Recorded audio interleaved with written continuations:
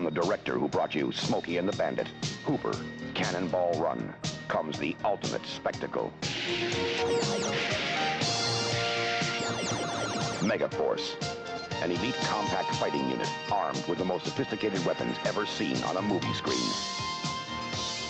The mission, to preserve freedom and justice and battle the forces of evil. The good guys always win, even in the 80s. Megaforce. Well, hello and welcome to the Periodic Table of Awesome. I know that trailer was very short because that's all you need to know. It's Mega and it is a force. And tonight in our cult cinema show for this evening, we're going to do Megaforce. Finally, after 11 years of wanting to do this one, I have finally made everyone suffer. Yeah, I was going to say there was no convincing. There's no convincing. Manhandled us into watching. Yeah, I did. I dictated it. That's what I did. Yeah. You I just did the women, whole thing. Shut up. Watch the movie. Oh, God, we'll get through that. Hello, my name's Dion. I've got Quinny here, and there's Jill there, and Peter there. And we're all here tonight, and we're going to talk about the 1982 cinematic movie, Megaforce, starring Barry Bostwick, which is amazing. And hello to everyone in the chat who's joining us along there. That's lovely. What year is this film, Tari? I can easily say to you, this is 1982. Yes, 2 years before the wonderful films that came out in 1984. This one was 1982. Though, I did look at what else came out in 1982. Oh, and there's a reason that this... So, okay, do we want to say it right now? What? The film tanked. Really? I could not understand why. How is this possible? I know, right? It seems like a crazy thing for me to tell you, but yeah. How? I don't understand. Why? What was it up against? Well, I don't know, just little things like E.T., The Dark Crystal, Tron, Useless. Annie, The Thing, Star Trek II, Wrath of Khan, Conan the Barbarian. Damn. What do you mean? Yeah. Addy too, it had some bangers. Yeah. Like First Blood, so the first Rambo, 48 Hours, Blade Runner. Wow. Yeah. I mean, 1982 had some pretty fucking stiff competition. Well, Megaforce has the most advanced weapons ever seen on the screen. Thank you, Peter. Definitely. I More love that advanced Peter than is getting into the Tron, vibe more now. advanced than... more advanced than anything else. It's Blade Runner. It's got that fantastical, advanced aircraft, the C-130 Hercules. Those advanced cars, motorbikes. Flying bikes, all sorts of bikes. Whoa. Whoa. Okay, sorry. I can't go through that. Anyway, Like can I just say, I'm the one who did this. This is me. I put everyone else under suffrage. Quinny made us watch Red Sonja this month, so this is my treat for everyone else to just say we'll finally have some cinematic art to look at for this. And I remember when I first got this. Well, I first found this film sitting there on the VHS box at Rainbow Video. Yes, I know, right? In the weekly section, because then I was able to get a weekly movie. What was it? Two overnights and 2 weeklies for must have been like $8 back then. Fucking hell, I don't know. And I got this one. I was like, this looks fun. I'm gonna watch this, and went, holy shit, this is amazing. And this is exactly what those like weekly movies were about. Sure. It's the 2 movies you definitely wanted to see, and the other 2 movies that needed to fill the gap that you hadn't already seen. But also something that you would walk down the aisles and look at the cover and go, that looks dumb. Yeah, but not even that looks dumb. Just like, that's fun. It's only a weekly. Sweet. Yeah. I just realized you're both down with the VHS period of time, right? Yeah. Peter, Jill, yeah. Yes. Just checking. Oh. I just realized. You forget how old we actually are? Yes, because you. When did you I think just- VHSs stopped being a thing? I just realized that Pete's been slightly off screen since the start. That's all right. We're fixing that. It's okay now. It's all right. She's back. Well done. Back now. It's back. It's fine. Carry on. No, I just because you're both young and gorgeous, and I'm used to talking to people and talking about this, nostalgic shit that we talk about, and them looking at me going, "You're old, dude." So Be Hey. kind, rewind. Look, I mean, you can't say anything bad about this film. It's 44 years ago that this film came out. So you've got to be able to take it with a grain of salt. Like, I'm not even sure some of us were born when that film came out. Come on, what are you talking about? 1982. I feel like when you say you can't say anything bad about this film, you have issued a challenge. I mean, the two greatest cinematic releases that came out of 1984 are in this chat right now. So no, we were not born when Exactly. this movie came out. Yeah. But I like to think Yeah. that maybe this movie was part of the cause for the birth of you two wonderful people. Because it released in 1982, maybe made its way to Australia by 1983, 84ish. I really hope I was not conceived to this film. Perhaps the flesh tone jumpsuit that all the Oh. men wear was setting a mood for this. Anyway, okay, I know. I can see the look on your face. Okay. You're like, please no, please God no. Why is it shiny? But why is it shiny? Sorry, I'll save it. Because it's made out of spandex, Peter. It's not even made. It's made out of petrochemicals. The precise reason why this international fighting force is going to these countries. Yeah. Anyway, Hey, Gamibia is really a country. So is Sudan. yes, Sudan and Gamibia. Totally real places. I love this. so- I love it. Okay, wait. I just wanted to say how I was introduced to this, because Yeah. I, like you, Jill and Peter, was deeply fucking reticent. But I went to Dion's place on a Saturday, and we were just sitting around, and he'd been saying to me for quite some time, "Dude, you've got to watch fucking Megaforce." And I was like, I looked at the cover and I thought, that looks dumb as shit. And then we were sitting there building Lego on his couch, and he put it on, and I was like, oh man, this is terrible. This is fucking shit. This is worse than my current mustache. Like, this is fucking awful. And then slowly I realized what I was experiencing. And I don't know, did you slip me a gummy or something like that while we were doing yeah. Like, no. It's I don't know what happened. Like, but you finally came around, and by the end, you were cheering, and we were giving each other the thumbs up. Oh wait, you got to We kiss may the have had a thumb. high five. I'm Yeah. not entirely You've got to kiss the thumb. So normal and cool and very hetero. That's all I'm saying for this film. I do it often to my male friends. Or enemies, because I love it's a useful gesture to both your friends and enemies. Anyway, Dost thou bite thou thumb at me? it does Shakespearean, Sir. exactly. Thank you, Peter. Yeah. This Shakespearean work. Adding class. Importantly, though, do we have a synopsis? For... We do. Do I mean, we? technically, there is a really shit synopsis on the internet, All right. but yeah. Yeah, I can't look. All I'm going to say is, Quinny, do you have some sort of pick one of the countries in the multinational force and do it in that accent?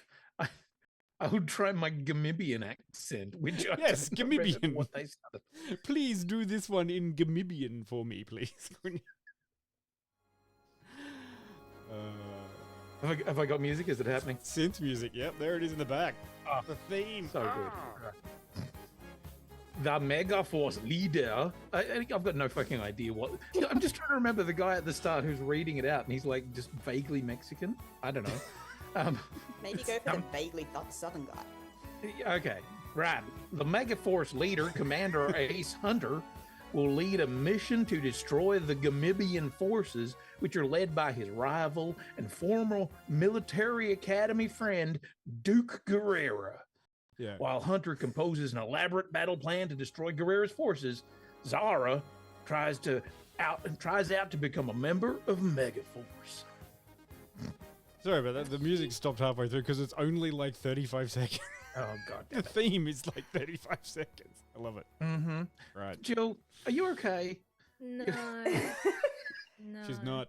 Unfortunately, like even hearing that synopsis, I kind of tuned out, just like I did know, while right? watching this movie. I have no idea what happened in this film, guys. No, neither No, have I. And I've couldn't seen tell it ya. like twice. Zara tried out for the Megaforce. I think she like begged to be in it, and they still told her to go fuck herself. She begged to be in it, passed all of the conceivable tests. She literally jumped and then out of found a out fucking that, plane, and they still said no. Yeah. Correct. But, and for and what also reason? said, I had no intention of ever letting you in anyway. But what was the reason? Do you remember the reason that they gave the person Because who she's jumped a through all the hell? childbearing woman, so how dare she go? No, that wasn't the reason they gave for her. Because the 60 men are one man, Jill. Yeah, she wouldn't mesh with the unit, and it was like I'm worried about the other dudes. I'm worried about introducing a woman into this mix. I'm sorry, Yeah. Scarlett. I mean, you have to go away. Yeah, I know it's the worst reason. Yeah. Yeah. Absolutely. And make no mistake about it, we 100% know that this is terrible. Like, this is the worst sexism, the most ridiculous misogyny, the most completely fucking like ludicrous lack of respect given to incredibly competent, like infinitely more competent female characters. Yeah.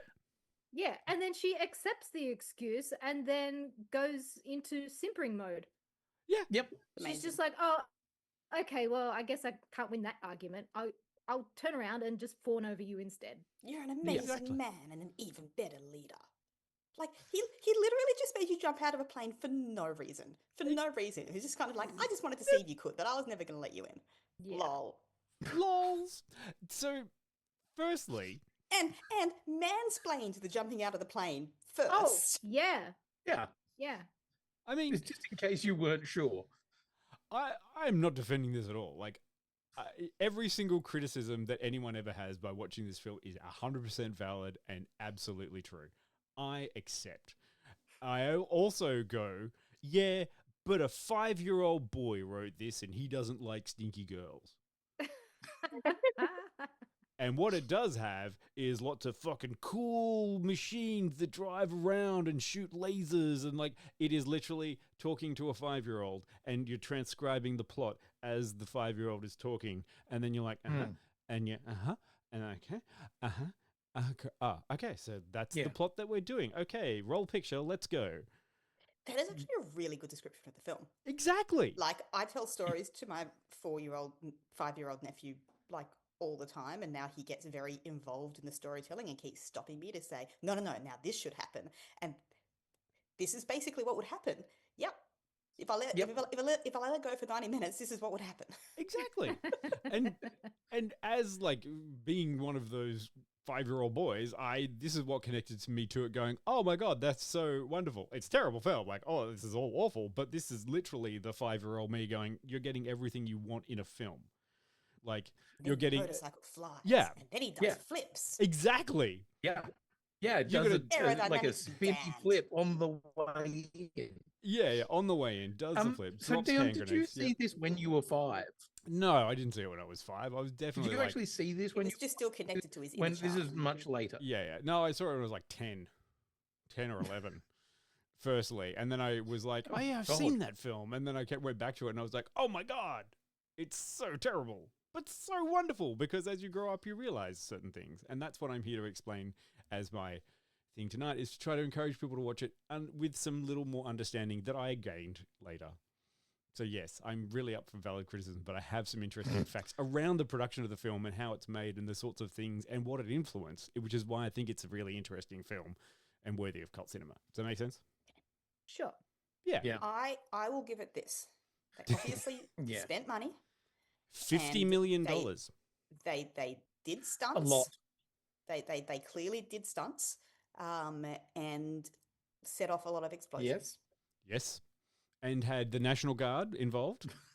My word. in the So production. many. Sorry, not $15 million. That's too much money. It was $20 million budget, but it was part of For the 50 80s. part of $50 million, part of it of a $50 million grant by the attempt for the Hong Kong Cinema Board to get into American cinema. So that may explain some things too. Like, So yeah, Yeah. this was this was Golden Harvest. Yep. Who, if you've ever seen a kung fu movie, you've probably seen a Golden Harvest movie. Yep. Their attempt to break into that Western market, which also, interestingly enough, they did this, but they also co-funded Blade Runner. So yeah. So I know what they Yeah. got a better return on the investment for. Mm, mm. Yeah. I get this sort of like, I mean, how do I explain the situation of what's going on with Megaforce? So it's Hal Needham, who did Smoking the Bandit, and what else did he do? Cannonball Run. Cannonball Run, sorry. Yeah, Smoking the Bandit, Cannonball Run. Like, that was his... He's like car dude, okay? So it's like, do you want car thing? Go fast. Pontiac? Like, yeah, he was the Michael Bay of that time. Like, he's not here for the plot. He's here to do set pieces, and then we'll push whatever we need to go through as well. So you've got that guy that's sitting on one side, and then you've got all the other producers that are in, and they've decided to run with, if you're going to have a really tough, cool character actor to play your lead in this, let's go with that guy from Rocky Horror Picture Show. Let's go to a musical of Pirates of Penzance, which is what Barry Bostwick was doing at the time, and go, you know what? That Pirate King should be in our action movie. And it's such a camp role. Exactly. This is what we're talking about. You're watching this going, who is in charge? Who is making these decisions here? Because you've got things like Blade Runner, or like you're talking Rambo, you're talking all of these kind of action things. And they've just walked in and gone, Pirates of the Penzance, that guy, immediately. You're the one in charge of this. And you've got a whole team of men, and you're going to be really awful to the women that turn up. Or one woman. One woman. One woman that turns up. Yeah, And I you're don't going to remember seeing any other women. and you're going to have a love-hate relationship with the evil guy who's just like, is he evil, or is he went to the same military college as you did, and now you're fighting on different sides, and you're good and he's bad, but you're still going to be friends at the end? Yeah, I didn't quite get that. No one got it. I agree. I had considerable. Yeah, I was like, hang on, wasn't difficulty this the with that. group that they're supposed to be fighting, and then they're all like best mates, and it's like, oh, guess I'll see you out there. Yeah. It's because When I'm killing you? Or? it's Yeah, this, yeah, it's very this strange. absolutely ridiculous idea that it's just a game. Like, it's warfare, you're blowing each other up, but it's just a game. And totally, off this other thing, it's kind of like, what if, the UN had a special forces unit that was very camp? It's so bonkers. And I Yeah. love it. Okay. I'll tell you what, though. Here are yes. two influences that I believe came out of this movie, because it was two things that I felt very strongly like, oh, this feels like that. And both of those things came out after this film did. Mhm. The first one being the A-Team, Yes, true. and another one being Mask. Yes, true. Yes. I was like, this is like a mashup of Mask and the A-Team. Yep, And I was like, oh, wait, they came out after this movie. exactly. And there's what's the other one? Go on, Dion. Oh, Do you I want to don't say know. it? look, it's Hey, anyone else? does anyone know? 'Cause- No, okay. G.I. Joe came out, Okay. Yeah, and we're yeah. talking the G.I. Joe reboot of not the original 60s Barbie counter. We're talking the 80s kind of camp. You've got all these vehicles, you've got all of these different people from around the world who are all joining this G.I. Joe force. And it's very hard to sort of not go, hang on, they did this movie, and then like a year later, the cartoon comes rolling out very, very similar to the ideas that are presented in Megaforce. Mhm. So, interestingly enough, director Hal Needham actually went for the rights for G.I. Joe before he made this film. Oh. Yeah. And basically, like, so much that this 82, so everybody was aware of the extraordinary value of toys and marketing. So the movie was made very, very much with the intent of it being a vehicle for selling toys. And so I think before that even shot, like they had deals with Mattel for like releasing lines of toys. They had Hot Wheels of all of the things. And originally they were intending it to be a TV series, and then veered off and went, no, it needs to be a movie. And look, I mean, this is all really interesting, but you've got to understand part of the scuttlebutt, rumor mill around it too, is that the CIA tried to stop them doing this movie. Because so the CIA tried to stop them doing the movie because some of the equipment that they were using was too similar to the stuff that the CIA had, like basically Black Ops stuff. Yeah, no, you look at it, you go, oh, that's ridiculous, and then you go, oh, hang on, it just looks like stuff. Remember, it doesn't function at all. Like the stuff that Are we talking about the lasers? No, well, they were worried because it looked too similar to some like the Dune buggy stuff that they'd reclad, and like there's some.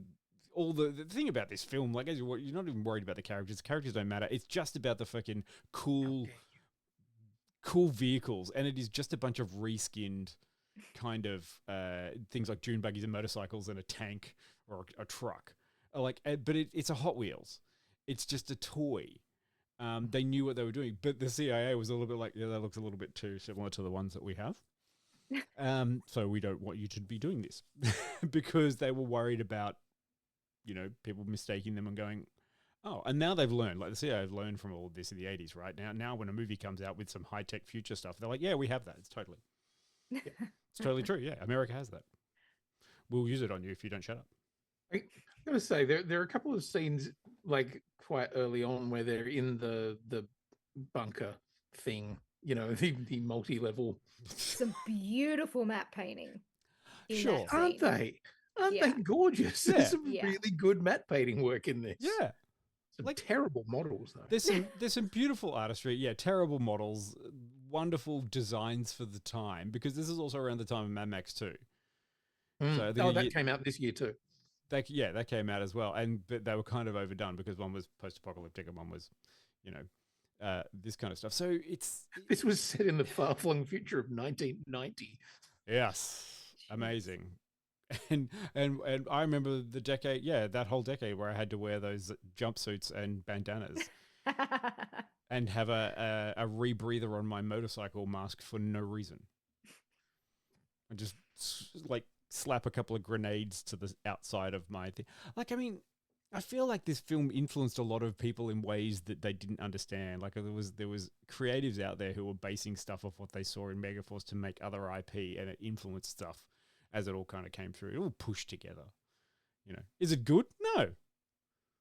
But I found it influential. You say that this has probably been influential to a lot of people. I'm pretty sure it caused some awakenings in some people. Sure. That they didn't really understand. And then a couple of years later, Top Gun came out. Again, very confusing. And then they joined the military and everything seemed to fall into place. So we're having a lot of fun talking about how stupid the movie is, but I'd like to hear more from Jill and Pete. Yeah, sorry, I've banged on enough. Yeah, I'm just aware that it's two guys talking about a movie from 1982. Well, to be fair, I didn't really watch it. I was really not in the mood for it when I got to a Monday night. I had a very big weekend at a convention. I was extremely tired and I had to go to work. And I'm like, I'm never going to find time to watch this movie if I don't do it tonight. So Monday night, I put it on and I was in such a bad mood. Sure. I'm watching this movie and I'm watching this girl get completely dismissed, and I'm like, fuck this movie. And I just let it play while I was on my phone. And I'm like, oh, fuck it. I want to go to bed. And I went to turn it off. I'm like, oh, there's only 10 minutes left. I'm like, shit, I may as well finish it. I'm glad you got the last 10 minutes because they are the bit that has the most spectacular special effects. I don't even remember what happened.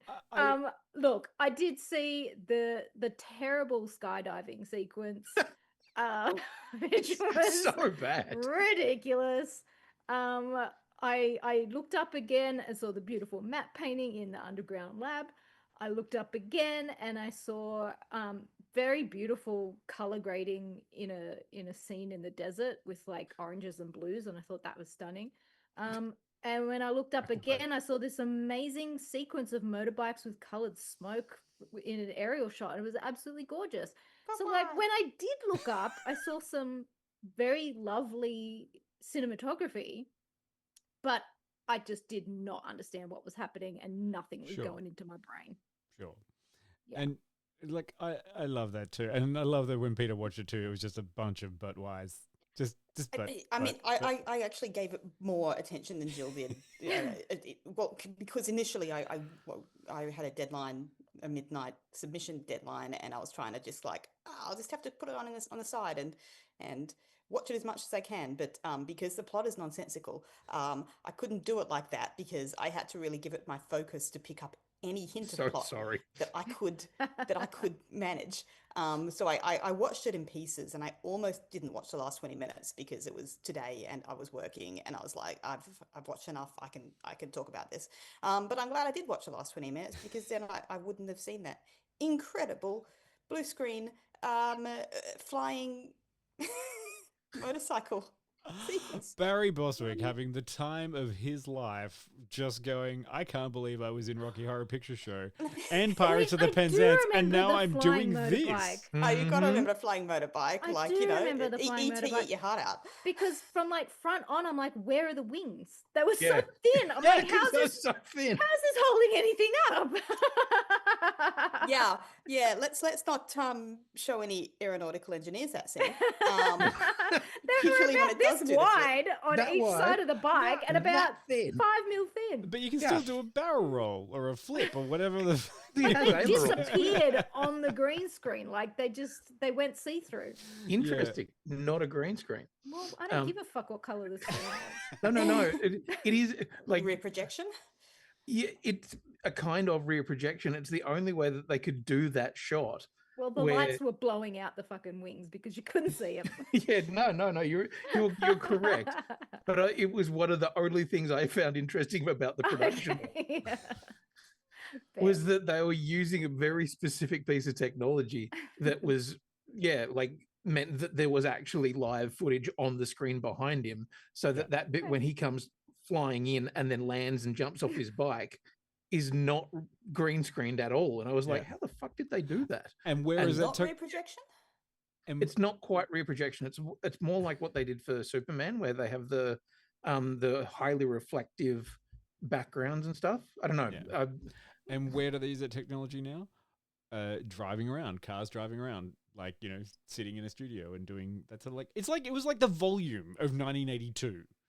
It very Like, much was. come on, it was high technology to put on a screen and do that proof of stuff, and it's so dumb. 20 million had to go somewhere. That's so the thing. Like dumb. it's incredible because usually, like, you know, I love watching these kind of cult movies where you can see it's just kind of like a ragtag bunch of filmmakers with a dream who have kind of like pulled this terrible thing together, but, you know, with no money, and it's terrible, but you can kind of see the filmmaking dream in it. And I could see the money in this because I'm like, yep, that is a helicopter shot of skydivers. That's, you know, that's money on screen. And then it would like cut into the like green screen or whatever it was, like close up of the actors. So I was like, oh my God, that's terrible. It's so bad. It's so bad. I mean, but I do like, I have questions about this high tech band of the Megaforce. warriors. You just call them Megaforce. Yep. It's okay.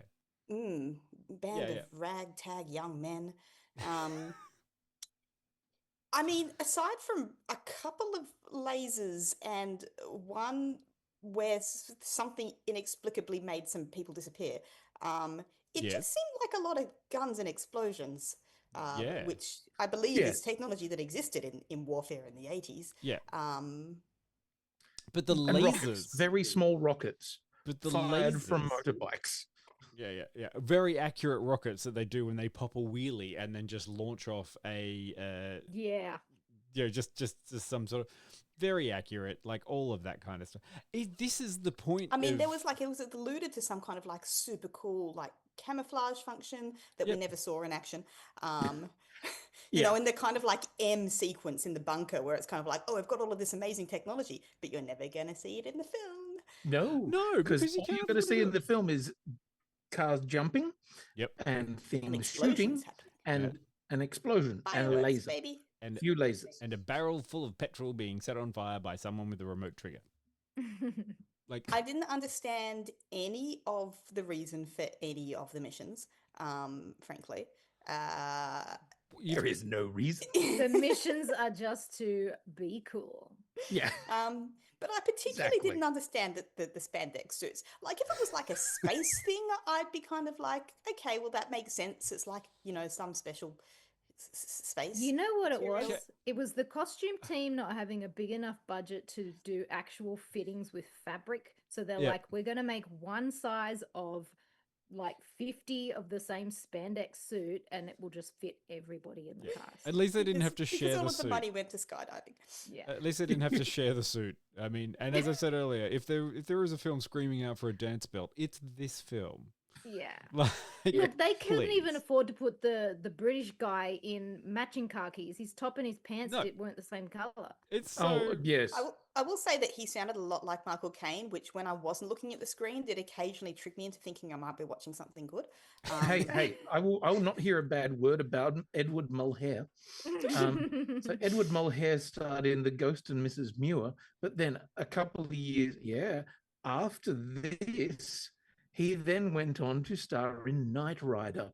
Yes, which was the he same was- era. What was he, a The- boffin the- in Knight Rider or something? No, he was the person who gave him the missions. Off Yes. you go, Okay. Michael. Blah blah blah blah. Michael. Oh. Yes, Yeah. another car Yeah. thing. British man who is a lord of some shit. Yeah. Remember, like, this is also the same era. It's Knight Rider. It's Blue Thunder. It's a whole bunch of this kind of action. Like, if you have the technology and you have the device, then the device is the character. This is what Megaforce is. Megaforce is more than Barry Bostwick. Megaforce is the Force. All right? Is the G.I. Joe. Is the thing that's going on. The rest of it is just boring. But why, Dion? There's no why. I'm sorry. Because But why? because Even Gamidia... like the but why at the end of like the big, Oh, you know, well, why? we can't let you back into the country. And then when they like come back into the country, he's like, oh, wonderful, they're back. I'm like, wait, wasn't this a problem for you? Like, Well, I'll read it. Like, let me read a quote from Hal Needham about the film. He says, "It's like no other movie ever made before." True. Correct. And the machines we built are extraordinary. There's one other thing. Although there's a lot of action, you don't see anyone get killed. I think people are beginning to get sick of that kind of thing. What we've tried to do here is make an entertaining film with some believable heroes that public can cheer for. Isn't Okay. that nice? That's wholesome. but why was there colourful smoke? I didn't understand Because- colourful Yeah, it smoke. just It was a looked pretty cool. aerial. It but, was like, it was Pride Month. And they were just getting ahead of it. They were just way ahead. And this is what I loved about it. I was watching it going, like, when you go back and you look at it now, you're like, fabulous. I want to see that. The gays are taking over.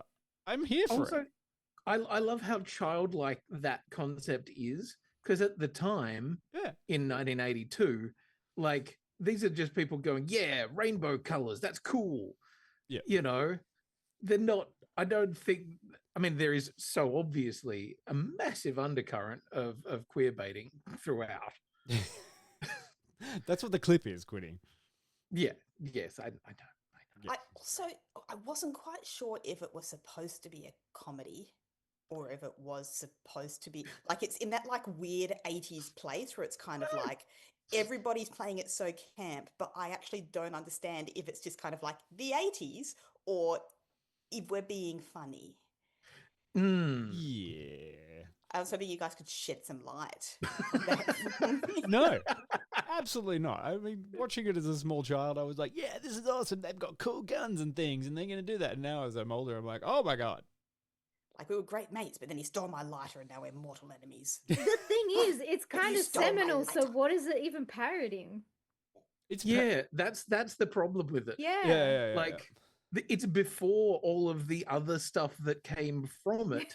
Yeah. Exactly. So is it is this actually the original serious thing? But it's clearly not. Like, No. because clearly, like, you don't hire Barry Bostwick from the Pirates of Penzance and go, we want him to be an action hero. Yeah. He is playing it campy and stupid and, you know, like really ridiculous. So I think maybe he knows what's going on. Yeah. And maybe one or two of the other cast are like, oh no, I know what kind of film I'm in. Yeah. I mean, But I'm not sure whether I the director mean, knew. no. I don't know. We had other, I mean, we had stuff like Mad Max beforehand, although America didn't really have Mad Max. Well, no, they got it The in second film. yeah, they got Mad Max 2 at the same time. So Yeah. you can sort of understand how this was overshadowed and this kind of went in a strange direction. But I But mean, there was, I guess, in terms of the driving around in the fucking desert, there was a bit of the Mad Max to it. you also got to remember that this is the time of America after they struggling, like as a place, they're struggling with identity and understanding because they'd just come out of Vietnam. They had their asses kicked. You know, they weren't feeling really great about themselves. So, you know, they need a bit of American exceptionalism with this cool. You know, it was the middle of the Cold War. They had to be good. They had someone they were fighting against. So to me that's interesting. Yeah. And I mean, with that framing, you can kind of see the idea of, oh, we've just essentially lost a war. Yeah. And as a country, we are trying to re-establish ourselves as being the masculine crazy ass, and they're doing a force lot of that we soft think power. we They're are. trying to gather support internationally, which is why it's an international force, kind of led by America, though. Like everything's American, but like, oh, but we're inclusive. You know, like, yeah, sure, I can read a lot of stuff into this and explain it. I can't actually give you an explanation as to why they were riding across the desert with multicolored smoke coming out, but serving absolutely no purpose. I can't tell you why they were fighting against tanks that were clearly American. You know, I mean, there was some bondiness. I'm just trying to think of like what it could have been taking off, like in terms of the stunts and the treatment of women and the man with the technology. I suppose there was some bondness about it. You just got to remember the motto of the Megaforce, Peter. Mm-hmm. Deeds, not words. not words. Like, I feel like it was also the motto of the production. It's like, do it, stop talking about it. Like, come up with an idea. I think we should jump this over. Do it. Boom, blow something up. End of story. How did that character get from here to here? I don't know. I don't think a film could be this like massively misogynistic and ridiculous without some level of awareness. Because also remember, we've come through the 60s, women's rights movement. We've gone through, like, the lead actress whose name I need to check because it is Persis Kambata. Persis Kambata. She was in the first Star Trek film. Like, she's the bald chick from the first Star Trek film. Like, you know, we've had many years leading up to this of, like, you know, trying to write stronger female characters and, you know, trying to say, I feel like there is a certain amount of tongue-in-cheekness about this. Well, I mean, 3 years prior, we had fucking Princess Leia kicking ass. Exactly. Like, And I don't Sigourney think you in could Aliens? write a film this, like, obviously terrible without there being some element of irony. I mean, at hope. least she didn't have to be rescued. Like, at least they portrayed a female character as the only female character in the entire film who was extremely capable. At least and they they dedicated so that several scenes this to her guy's being story. extremely capable. Yeah. Like, Yeah, she's they didn't hot fridge her. and capable. And to be fair, she is hot. Like, she is hot and capable. So at least they kind of didn't make her ditzy or incapable. But that's where it stops. Yeah. And it's And so. as Why would you Kanga was- spend all that time developing a character and then at the end being like, yeah, no.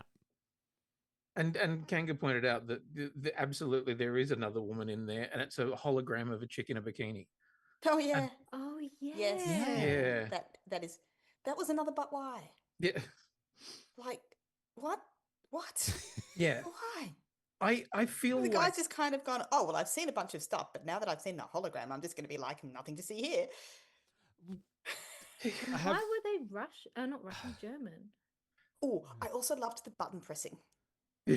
When anything technological is happening. It's just like, button, button, button. Watch this. I'm like, I'm pretty sure you just turn that on and off again three times. I don't Science fiction buttons. Just press whatever and we'll make it up as we go. Speaking some really questionable like ethical stuff in there as well. Like, you know, when they're talking about all of the surveillance that they can do. Yeah. on everyone everywhere all at once. Just like we can listen to any conversation anywhere in the world, in any political space. Like we've got bugs everywhere. We could listen to everything. And I'm like, that seems I think they did highly limit it to other questionable. military bases, but like, yeah. Well, but I even mean, still, can you that's sort of pretty s- far. You can use it for that. You can use it for Can you anything. sort of see where the CIA was like, can you guys stop this? Stop it. Just stop that. Can I also I'm just going to put up a quick picture of some of the posters that came out with Megaforce, only because I put them up now so that people can see them. When you look at these things, especially because it's got the great deeds not words that's sitting up there, I look at it and I go, this is a science fiction space movie. Like, this is not the action movie set on Earth that you do. This looks very sci-fi. It looks very retro.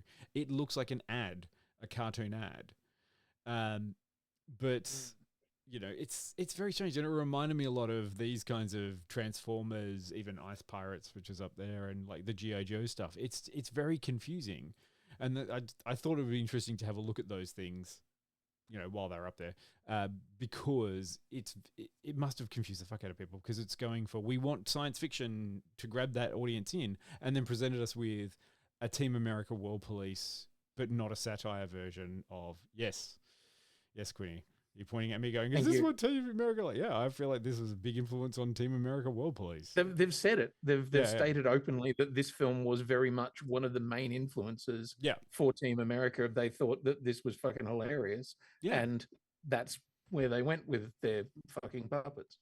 Yeah. Anyway, the fucking puppets. Sorry, did you do the poster that looks like a toy ad? Yes. Okay, because there is one that I was very struck by as I'll put it up again. There it is. You can see there. Yes. Are you man enough for Megaforce? Megaforce, join now. Because I was like, oh shit, okay, coupon. right. I now get what this movie is about. This movie is actually a toy ad, and it is aimed at being in the back of a comic book, and you know, printed with 2-color printing, and you know, send $1 and you can become part of the Megaforce fan club and get your own patch. And it's 100% that. And it probably would have worked if it wasn't for those pesky kids. I don't know what's about. Look, I've got a clip. Like, should I play the clip? The wonderful, and it's not one that is an actual clip. Someone has just made a cool trailer part of the bits in it, but it shows off the high camp. Like, it is kind of like the great thing. I'll just play that quickly. You could tell everything about a soldier by looking at his chest.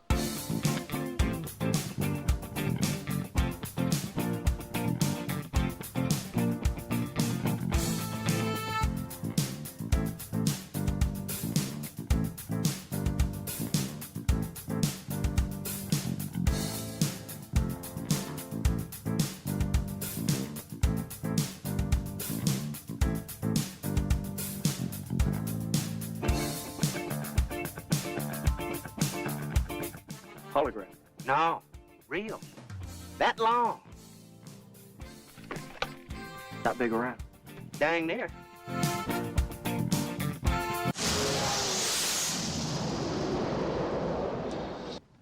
I love you. But you're hopeless. Oh, poor Barry Bostwick. I love you, but you're hopeless. Yeah, there you go. I feel like those two, like the bad guy and Barry Bostwick, are kind of like the Chaos Gays. Like, you know, they had a thing in military school or whatever, and Yeah. they're now going to have gigantic armies of Yeah. you know, people to fight and, you know, not actually die. They're just going to constantly fire lasers above each other's heads. And then that's their weird kind of That's their Flirtation. love sexy language. foreplay. Yeah. Yeah, absolutely. Like It's- it's like Duke and Cobra Commander, yeah. except they're just a bit more gay. And they are occasionally like, you know, they'll meet up off screen and have some weird sex. And then they'll go back to firing at each other and going, "You should see the new plane that I've made. It flies backwards and comes out of a rock." Exactly. Look, I mean, you know, I'm so happy that you guys have finally seen Megaforce. I'm waiting for you to submit your. So happy I saw Megaforce. I'm waiting for you to. I could see Jill's face just getting more and more happy that she's seen Megaforce. But it's so lovely. I would love to see Megaforce 2. I'll put the money down right now. I want to make Megaforce 2. And I wanted to make it even campier. But this time with women. Look, yes, it's a cult thing. Hopefully, you've gained some more information and appreciation for it. Is it absolutely terrible? Yeah, 100%. Like, is it 100% terrible? Yes, but it does have some beautiful design. It has some of that high, crazy Tonka truck / Hot Wheels, which they did make Hot Wheels. Quinny found some today. They actually made Hot Wheels. I was actually looking at them on eBay going, could I get one of these for Dion for his birthday or Christmas or something?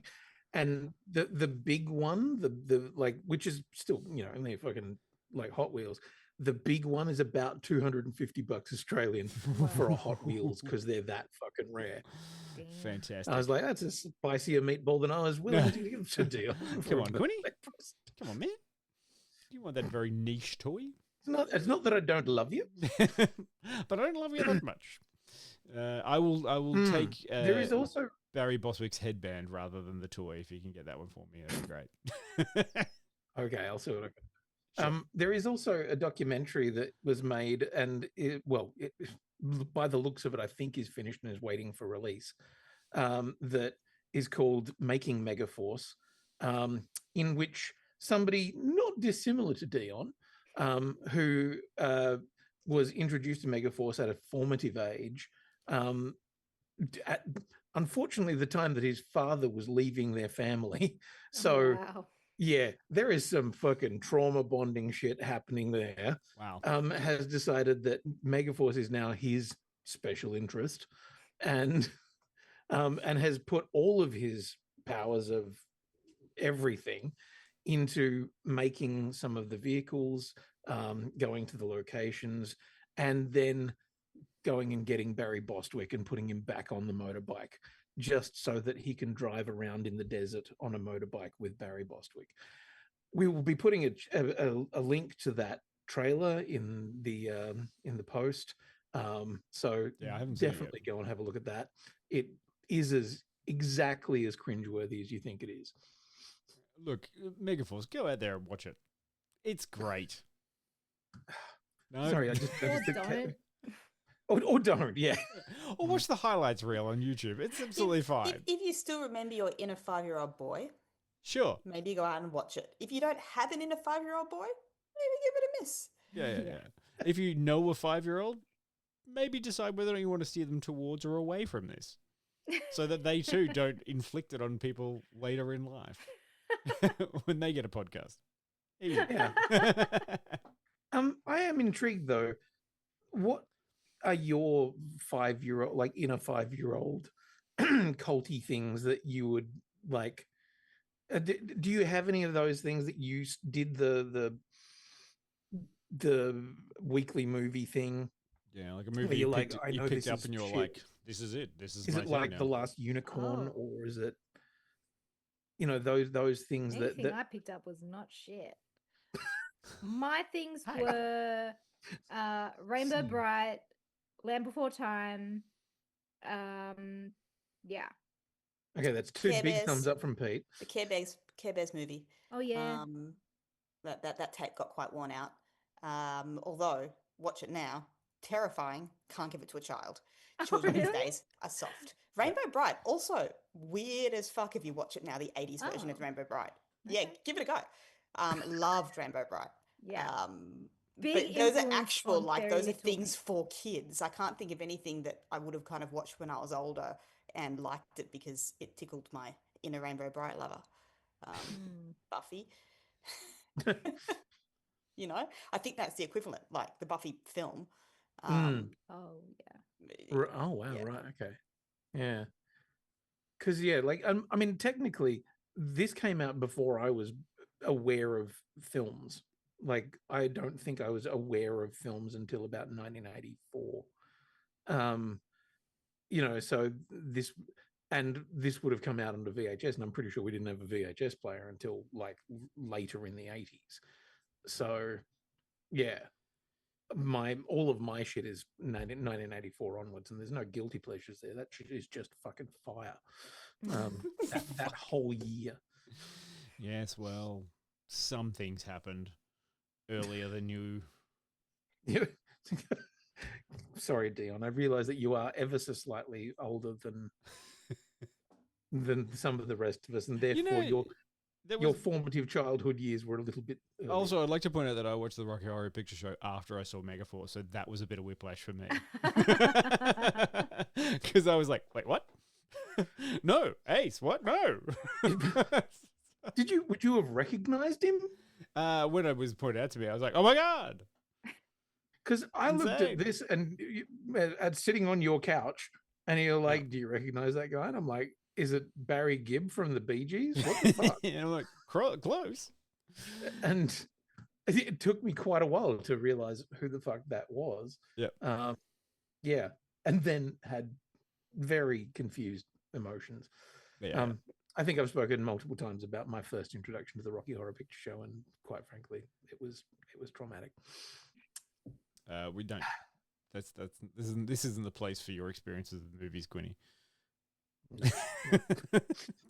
So, Dion, it appears that you and I both owe people apologies. Why? Well, I apologize for nothing. You need. It's deeds, not words, Quinny. Deeds.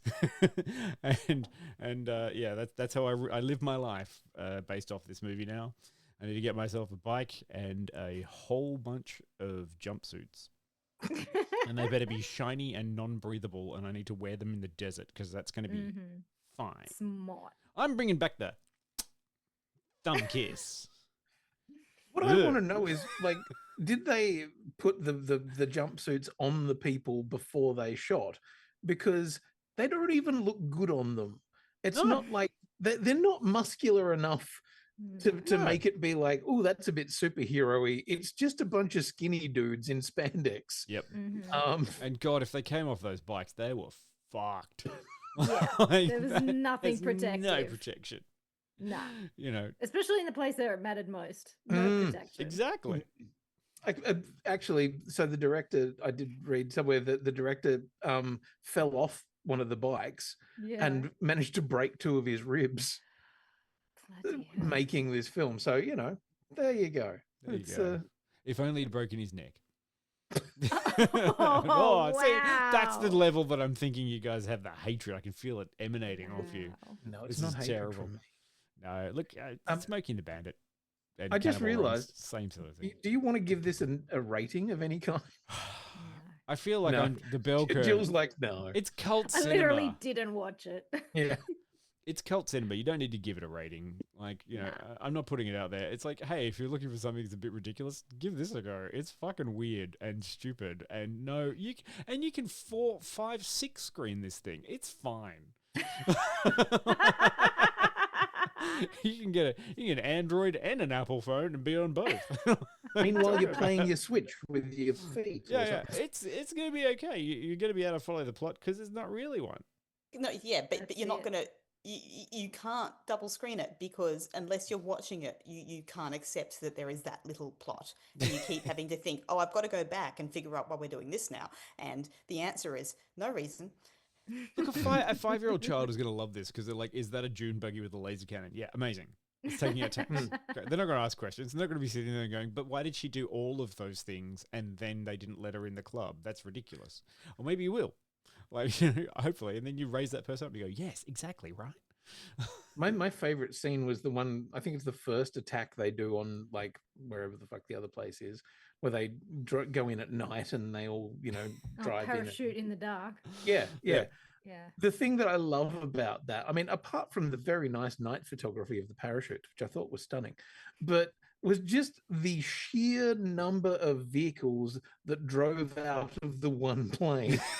It's like a clown car. There'd have to be at least 50 motorbikes and then somewhere around 20 of the dune buggies that all drive out of the one plane, and there's just the one guy at the door going, go, go, go. He looks bored by the end of it. He's like, fucking go, Jesus Christ. I also love the beautiful, like, I don't know, oil factory, I'm guessing. It's definitely one of those bits where you just go, it's only a model. It's fine. It's not real. It's okay. It's I just realised that maybe Jill and I don't have the cult movie experience of loving something when we're 10 because our inner 5-year-old loved it, because there weren't really any big films released in the mid-90s with female leads. Yeah. It's true. Fuck, there's a point. Probably why I rely so much on cartoons. Yeah. Because I'm just trying to think of the equivalent, and I actually can't think of any, but then I'm kind of like, there was like nothing that we could really, insert ourselves as the character in when we're kind of building this story for ourselves, like the next cool thing that's going to happen. No, like 5-year-old me was obsessed with Ninja Turtles and Batman, like very masculine shit. Yeah. You can go back to the Red Sonja 1986 movie. I read a lot of. Why would you fucking bring that up again? Because I'm just trying to share the weight. I'd managed to finally turn the gaze of hatred away from me for Red Sonja onto you for this. That now that you say that, I'm like, fuck, that is really depressing, isn't it? I mean, I read a lot of awesome fantasy novels as a kid that, I really would have kind of tickled that idea of if I was telling this story, what cool stuff would I put in it? But I just can't think of a cinema. The closest thing, I've just had a flashback memory to preschool. Obsessed with the Never-Ending Story because I wanted to be Childlike Princess. Yep. That was it. It's just that I couldn't watch that because of the fear. Yeah. But I have very vivid memories of hogging the one pink frilly dress in the dress-up box at preschool and like running off to a corner by myself to like sing because I was like trying to live out my fantasy, and whenever another child came in the room I was like, can you fucking not? I'm having a moment here. Also, if you are coming in, can you just give me a new name? Like, yes. Like oh my God, also, how fucking passive is that? Yeah, I desperately wanted to be Sandy from Greece. We would dress up and dance around the garage. That's a terrible. You wanted to be a very promiscuous woman. I wanted to change the basis of who I was for a man. Yeah. We made Mum buy us black tights and curl our hair so that we could dance around in the garage. Wow. And not even a good man, just a fuckboy who changed himself to be someone during the holidays, but was actually something else. Yeah.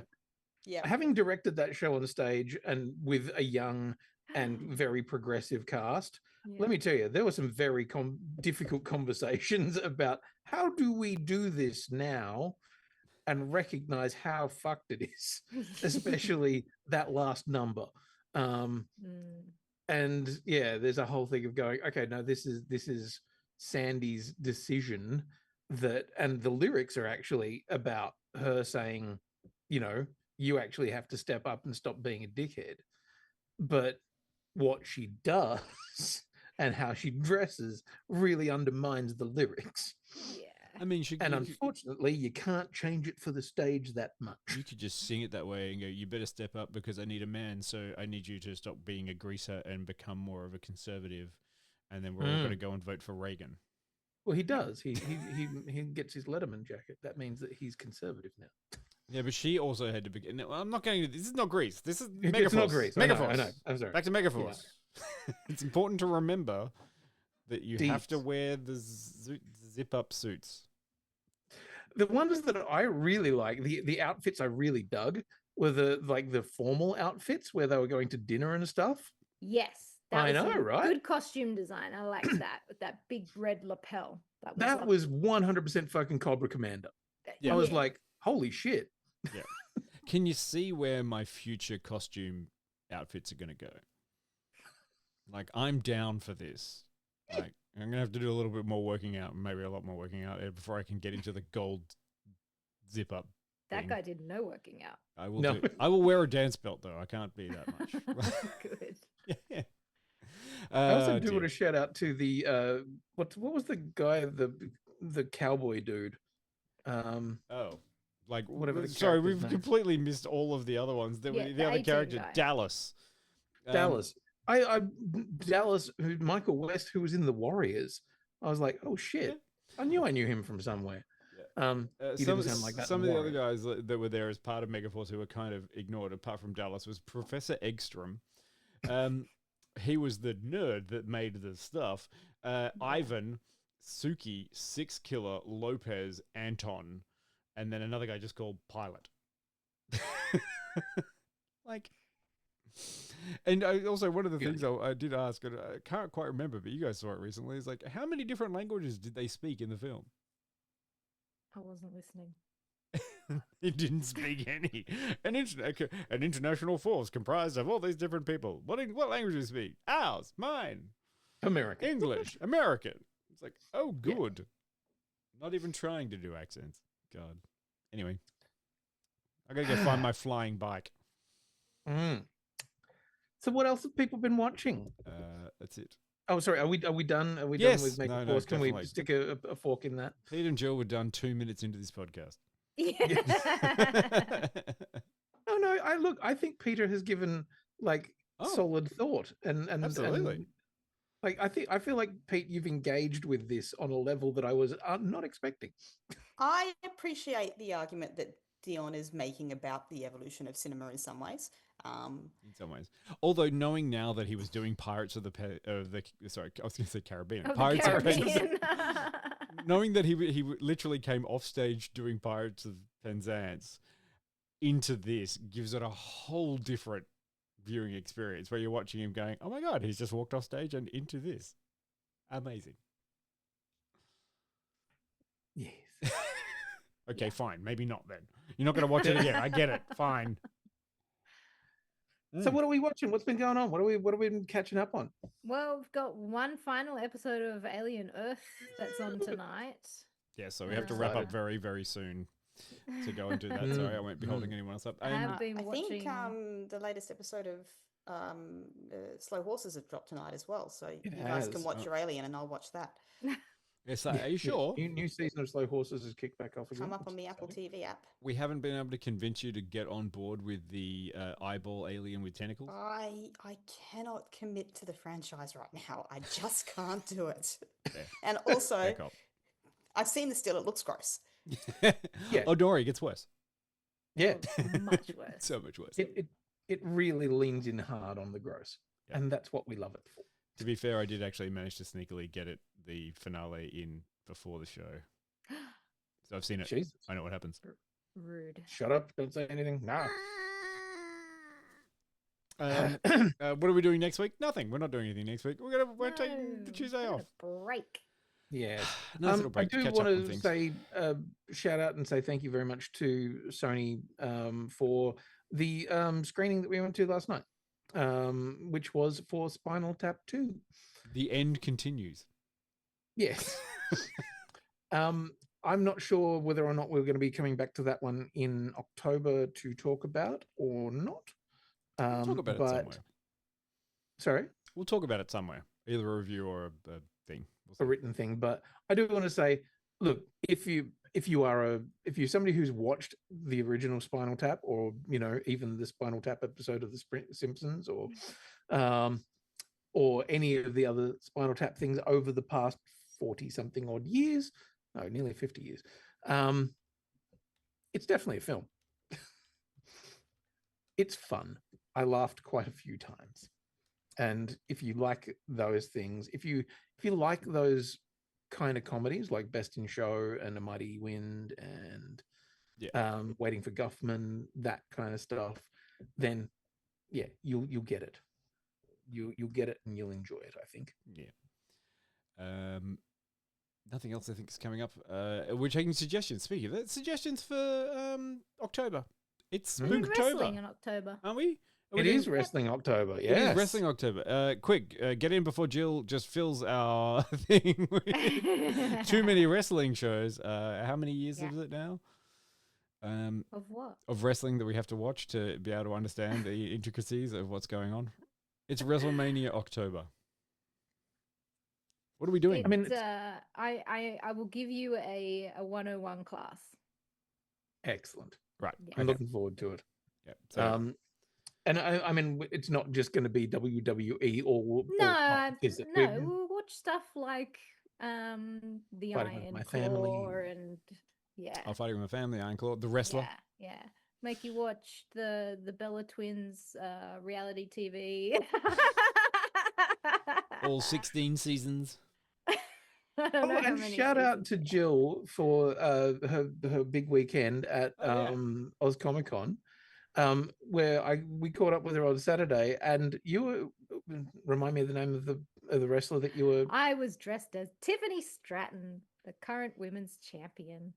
And you looked amazing. Thank you. I felt Like- amazing. I loved my costume. Yeah, it's great. Yeah, like you were just looking fucking strong as shit. Yeah.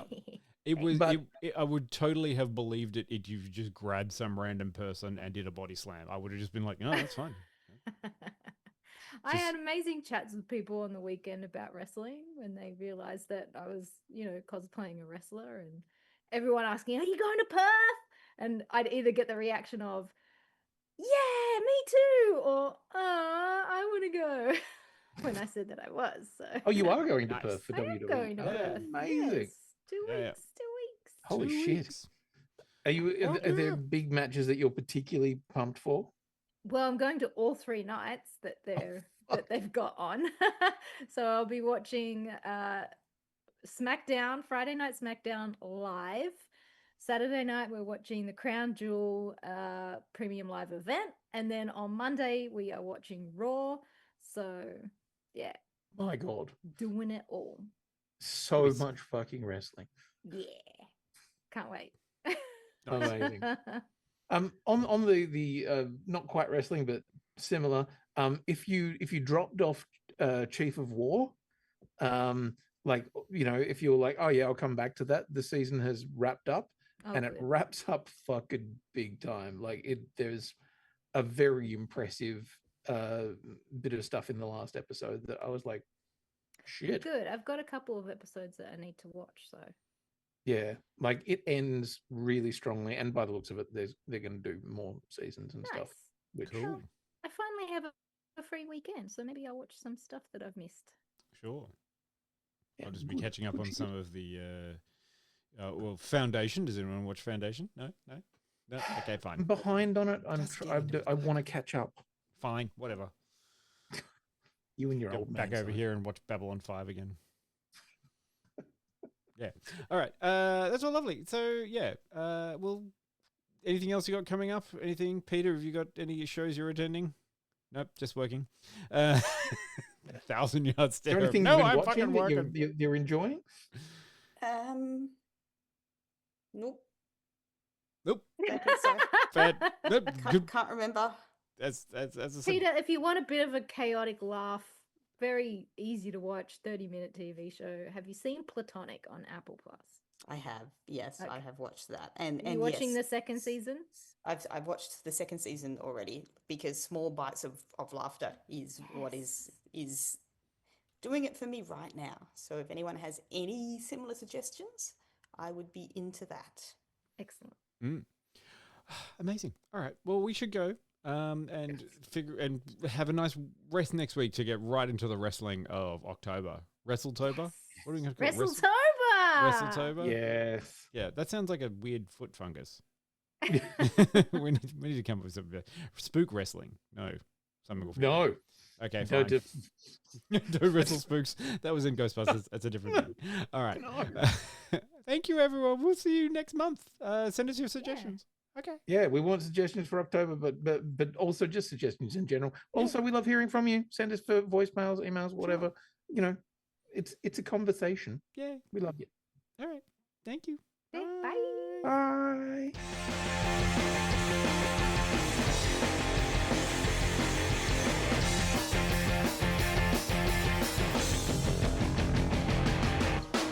I wanna live in a world full of heroes, not sit here counting zeros in a cubicle downtown. I wanna look out my window, see 'em flying, and swing across the horizon as I cheer 'em on so proud. Deep-powered girl keeps staring at her face, and call Colossus and have him teach me ways, and then we'd exercise. I'd be one of the guys. Martial arts from Iron Fist and Wall. I'll dance her up and teach her all my songs. Oh, I wanna live in a world full of heroes, not cooking up these heroes at my parents' restaurant now. I wanna yell out Avengers Assemble.